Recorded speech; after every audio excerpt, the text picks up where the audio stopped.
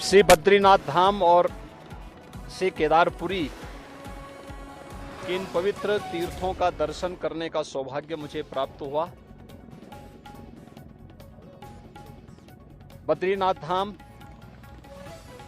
अपने नवनिर्माण की प्रक्रिया के साथ तेजी के साथ आगे बढ़ रहा है और केदारपुरी हमारे 12 ज्योतिर्लिंगों में से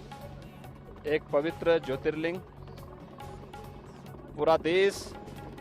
और पूरी दुनिया में जहां कहीं भी सनातन धर्मावलंबी रहते हैं,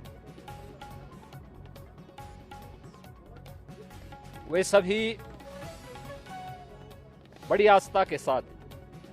बड़ी श्रद्धा के साथ इन पवित्र तीर्थों का दर्शन करने के लिए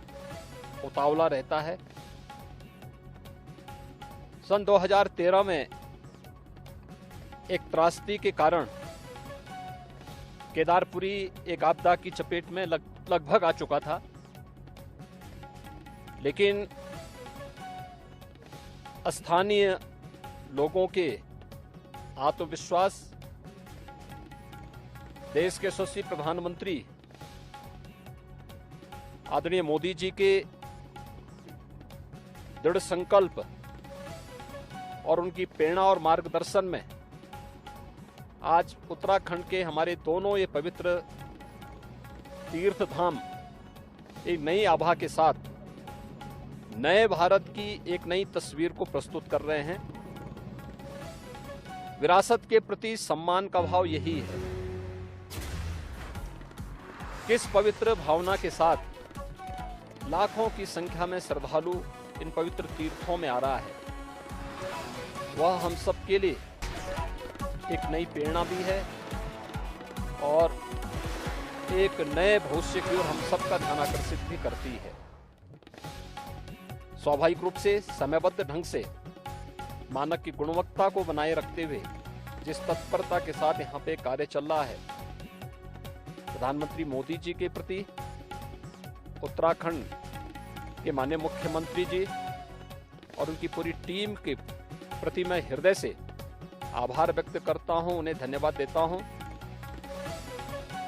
ये श्रद्धा का उमड़ता हुआ जन सैलाब ये नए भारत की नई तस्वीर को प्रस्तुत कर रहा है और सचमुच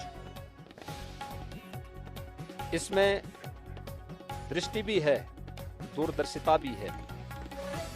इसमें पर्यटन भी है और श्रद्धालु जनों की जनास्था का सम्मान का भाव भी है। इन सब को समेटे हुए केदारपुरी का यह नवनिर्माण बहुत अच्छे ढंग से आगे बढ़ रहा है, यह अभिनंदनीय है। भगवान केदारनाथ का, भगवान बद्री विशाल का आशीर्वाद इसी प्रकार से बना रहे, इस दृष्टि से आज मुझे यहाँ आने का सौभाग्य प्राप्त हुआ है और मुझे बहुत आनंद की अनुभूति हुई कि यहाँ पर दोनों पवित्र तीर्थों का दर्शन मुझे यहाँ पर करने और यहाँ के स्थानीय नागरिकों, पुरोहितों, तीर्थ पुरोहितों के साथ साथ व्यवस्था से जुड़े हुए सभी पदाधिकारियों का, जिन भी यहाँ पर आने वाले जितने श्रद्धालु हैं उनके मन में कितना उत्साह है, यात्रा की कोई थकावट नहीं।